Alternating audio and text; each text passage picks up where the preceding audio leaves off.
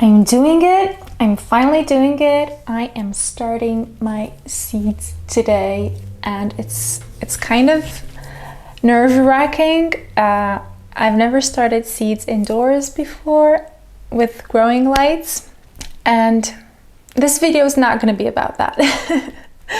But it is going to be about the fact that my growing room is ready. I am standing in front of my growing lights and they are shining as bright as 1,000 suns, and that's why the room looks dark behind me when it's not actually that dark. What I wanted to talk to you about today was entirely different.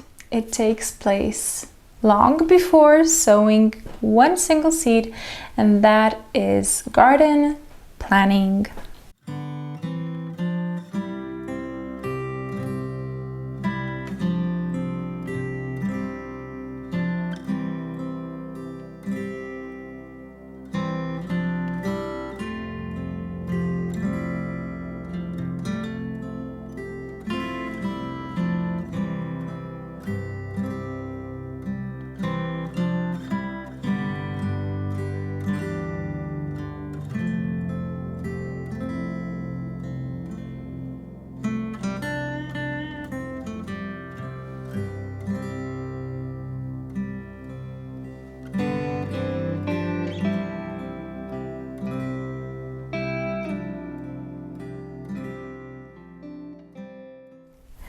Welcome to Tiny Garden Habit. My name is Adriana and I garden in beautiful Transylvania, Romania, Zone 6B.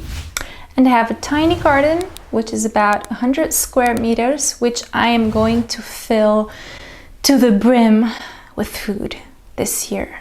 And I am going to use succession planting to do that, and hopefully it will be successful. It will be successful. It has to be. But last year I kind of had a lot of beds sitting empty because of the things that I didn't know and the things that I didn't plan for. And today I am going to walk you through my planning process about how to keep the beds full at all times, from early spring to late autumn. So when I'm thinking about succession planting, I'm thinking about two crops that are growing, actually 2 or 3 crops that are growing in the same bed, but not at the same time. So you might sow the first crop started indoors in February or March, and it will be cropping in June, and by June you pull it out of the bed. And then another crop goes in, which you had been growing indoors or in a cold frame or somewhere else. And you put that big plant in, and that one will crop in the summertime all the way to the first frost. And sometimes you can even squeeze a third cropping in there, usually something that thrives in the cold, like beets and I don't know, winter radishes or mustards or stuff like that. So with that in mind, it's really important, especially as a beginner, to know when certain plants finish cropping, because that's what I didn't know last year. Last year I had this plan all mapped out, nice and pretty, and nothing worked out because it just wasn't based in reality. But now with last year's experience, and keep in mind that I've only been seriously gardening for 1 year, so don't take me too seriously. This is more like a journal for me.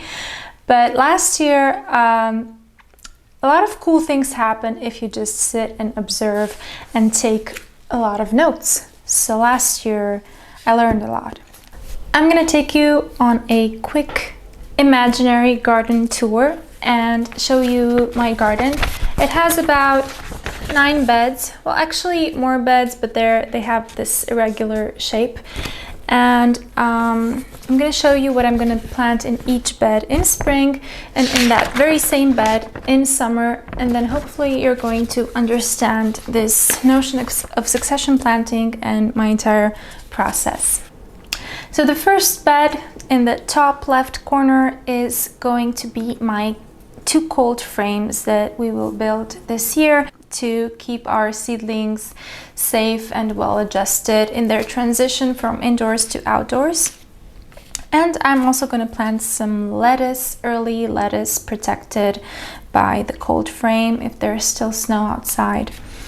And in the summer, in this very same bed, I'm going to build 2 teepees in which I'm going to plant pole beans, climbing beans, and maybe some bush beans around them, or maybe some lettuce. We'll see. The second bed is going to be summer carrots and beets. The summer carrots I will sow in late March probably, and the beets I will sow soon, actually next week maybe, and plant them in the ground in mid-March. And both of these crops are going to be ready for harvest in early July, late June. But last year my carrots were ready for harvest in early July. But in this very same bed I want to plant peppers, which I'm going to start today.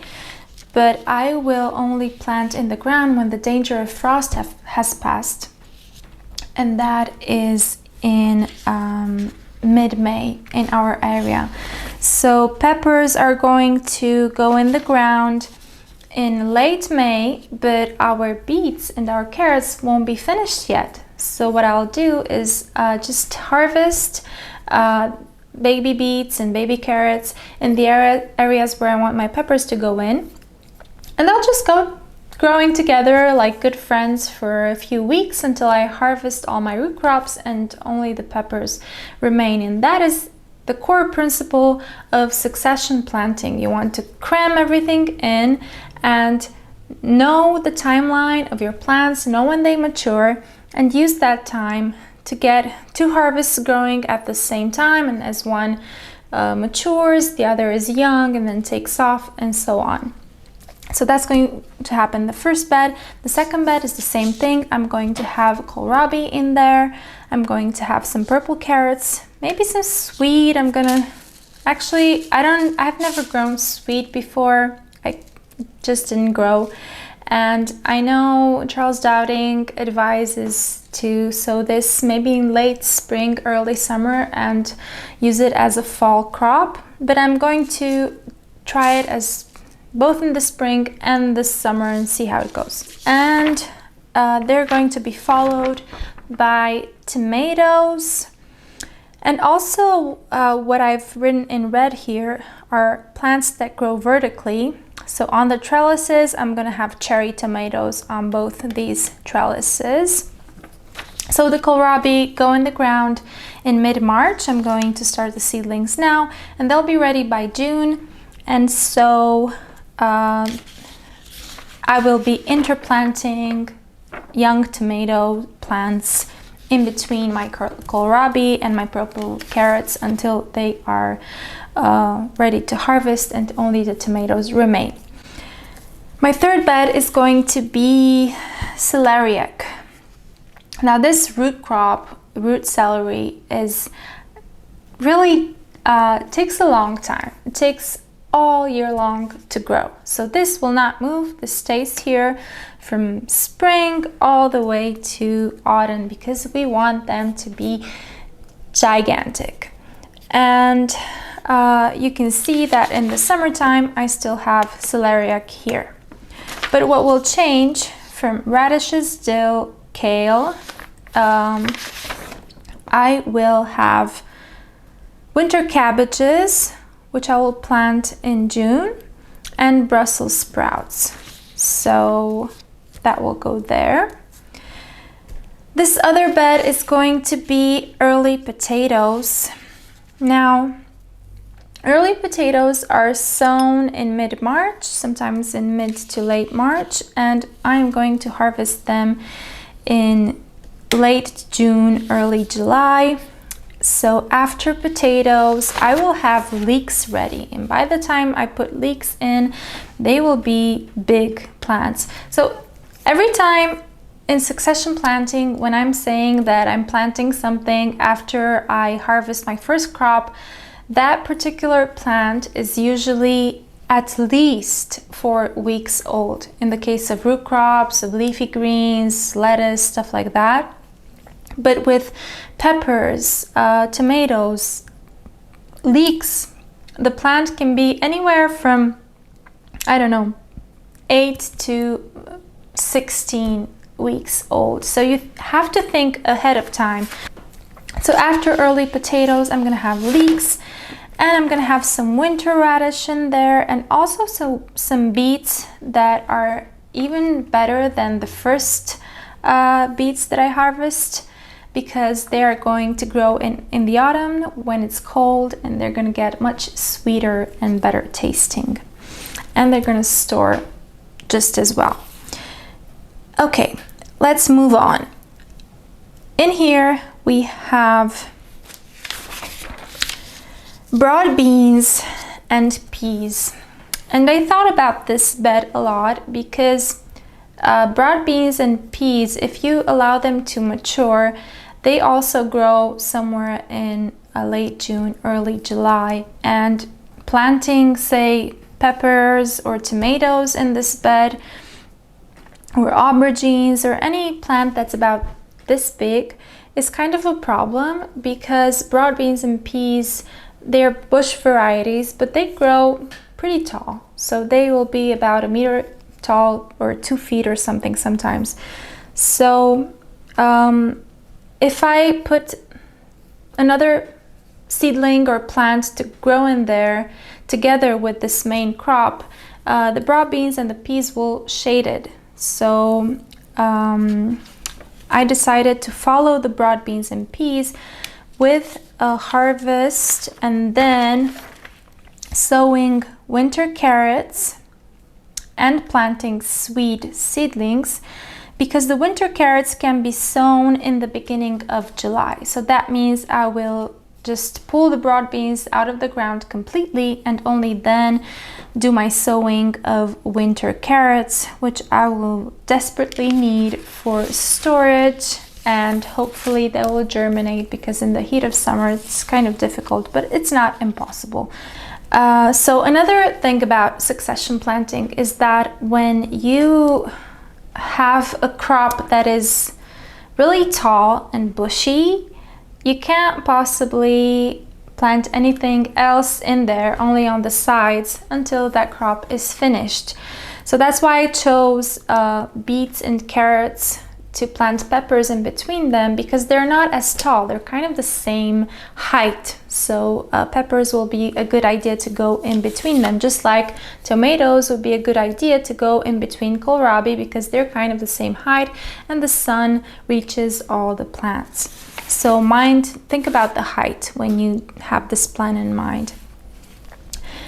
And the other bed that I want to show you, the one that's right by the wall, is going to be filled with crops that are quite fast maturing, like leaf lettuce, spinach, arugula. This is going to be our main greens bed, just like the other small bed where we're going to have some lettuce.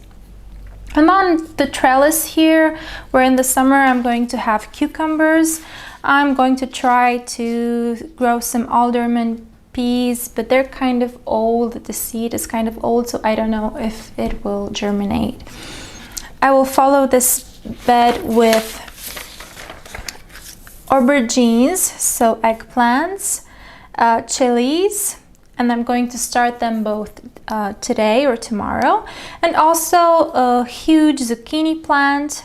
I'm going to have only 2 plants of zucchini in my garden, because last year we had 6 zucchini plants and an ongoing harvest of so many zucchinis that it was overflowing with zucchinis in our garden, and we didn't need that many. So we're going to only have 2, which are placed right here. And now moving on to the last bed, the U-shaped one. I am growing garlic in the far left lower corner, and I planted my garlic in early February.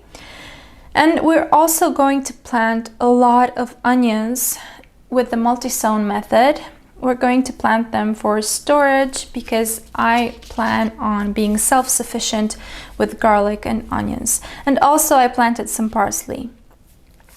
And the garlic and the onions will be ready for harvest in early to late July. It kind of depends, we'll see, but last year it was early July. And I'm going to follow them with some crops that absolutely love to be sown, even directly sown in early August when the heat of the summer is starting to pass. So after garlic and onions, in late July, early August, I'm going to sow arugula, mustards, Asian greens like pak choi and tatsoi and mizuna, stuff like that. And on the other side, I'm going to have fennel ready to go in, endives, chicory hearts, which will mature in autumn and they're really tasty, and kale for the winter. So also on the trellis, I'm going to have squash ready to go in. So the squash, the cucumbers, the zucchini, they are very fast growing, fast maturing plants. So we shouldn't hurry when starting them for planting outside. Usually it's fine if you start them in late May, even June. So in June they will probably go in the ground when all the danger of frost has passed, and they will climb on these trellises. So we're having squash, cucumbers, melon, hopefully it will grow, I never grew melon before, and cherry tomatoes on trellises, and pole beans.